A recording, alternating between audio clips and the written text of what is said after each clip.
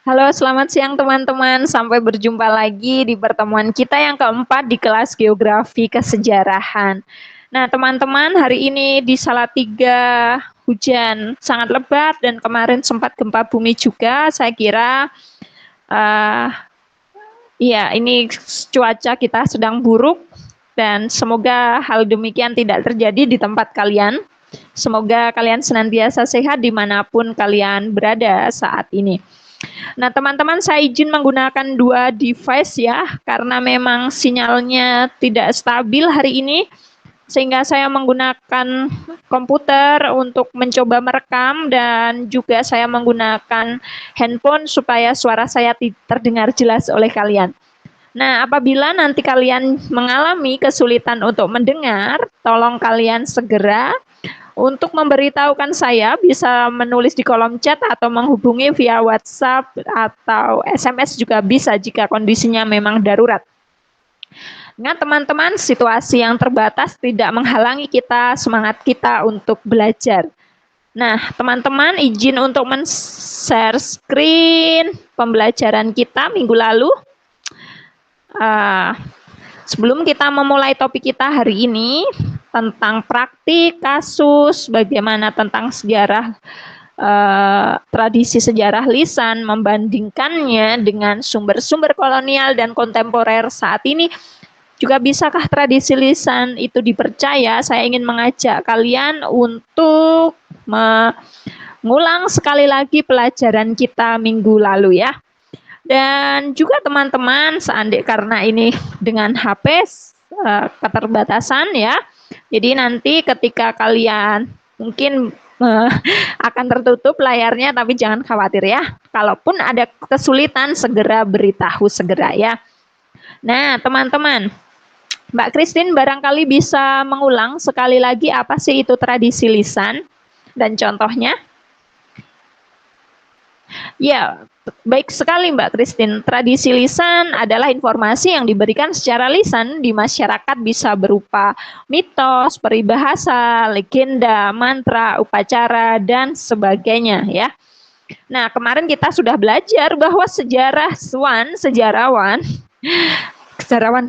kanon ya, saya menyebutnya, menganggap bahwa tradisi lisan itu bukan sejarah karena primitif, intelektual, maksud saya dimiliki oleh masyarakat yang intelektualnya rendah dan tidak bisa menghadirkan sejarah sebagaimana pengetahuan yang kita percayai sebagai pengetahuan modern dan juga bersifat imajinatif, fiktif, sulit dibuktikan, sehingga tidak bisa menggantikan sejarah ilmiah dengan sejarah yang primitif. Nah, minggu kemarin juga kita sudah mendiskusikan tentang Jan van Sina bahwa sejarah tradisi lisan itu penting bagi sejarawan karena sejarah lisan sebenarnya adalah produk dari ilmu, dari pengetahuan sejarah, dari sejarah itu sendiri.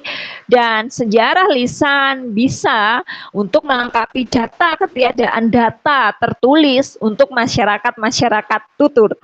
Nah, hari ini kita akan memulai proyek kita 1 semester.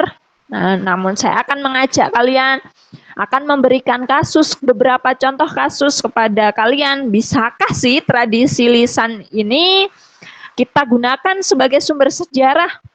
Nah, pertama-tama saya ingin mengajak kalian untuk berefleksi.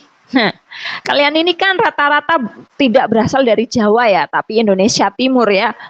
Dari Tobelo ada, Rote ada, dari Natuna, Bengkayang, dan Kei Arusaram, dan dari Oksibil.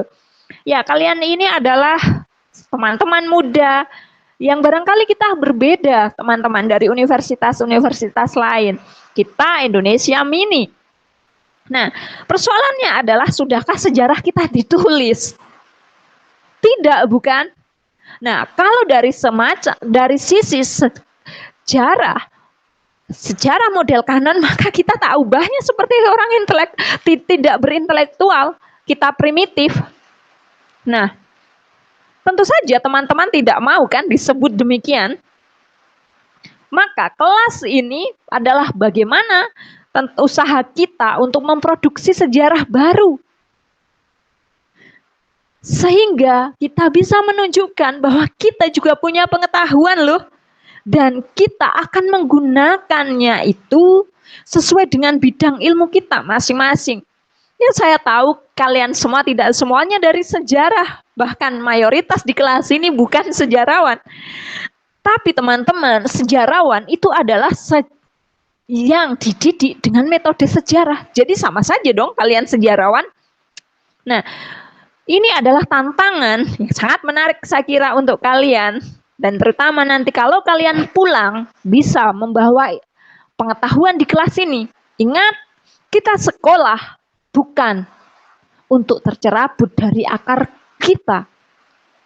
Nah, kita juga kemarin telah belajar bahwa historiografi, tradisi lisan bisa memberikan historiografi yang mencerdaskan, membebaskan, dan anti diskriminatif. Pak Destri masih ingat, Mbak? Maksudnya apa? Ya, benar sekali. Dari kacamata ini, kita bisa membangun bahwa pengetahuan itu tidak hanya pengetahuan model barat, Eropa sentris, sehingga kita bisa memberikan perspektif alternatif yang cerdas dan juga membebaskan kita dari hegemoni pengetahuan barat dan anti diskriminatif karena semua orang punya sejarah. Nah, dalam memulai proyek kita, saya ingin memberikan satu kasus kepada kalian tentang gempa bumi di Telomoyo kemarin. Nah, banyak sekali kepanikan, ada yang mengatakan, oh Telomoyo ternyata meletus ya, bagaimana gunung ini kok meletus? Gunung yang sangat ramah ini. Juga, oh Telomoyo ternyata gunung berapi. Nah, dan juga ada berbagai mitos tentang Telomoyo jadi lautan, jadi segoro, air ajaib keluar dari Telomoyo, atau ini adalah siklus 100 tahunan Telomoyo. Nah, teman-teman di Google Drive kalian sudah tersedia bahan-bahan yang bisa kalian analisis bersama untuk satu kelompok dan juga pekerjaan kalian. Nah, hari ini sayang sekali cuacanya sangat buruk ya di Salatiga sehingga saya tidak bisa memfasilitasi kalian. Sedianya saya akan membagi kalian menjadi 3 breakout room sesuai dengan kelompok kalian masing-masing, tetapi saya tidak bisa membaginya karena kalau kita memaksakan memakai Zoom saat ini, maka kita tidak bisa menerima ya. Ya, benar-benar Pak Hadi, di tempat Zoom tidak bisa digunakan dalam cuacanya ini. Nah, jadi kita akan langsung saja memulai dari kita kerjasama kita akan bekerja bersama-sama di Google Drive dan saya akan selalu memantau kalian akan berpindah-pindah dan kita akan saling mengomentari ya.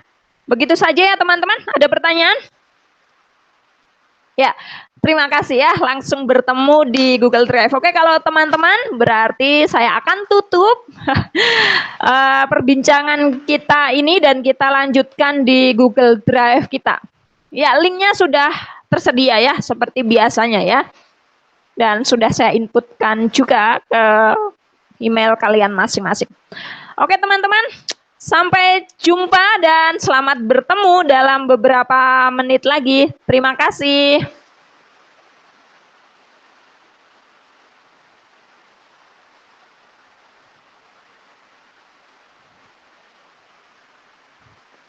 Ya, terima kasih teman-teman. Ya, sampai jumpa ya. Terima kasih. Saya matikan dulu rekamannya ya.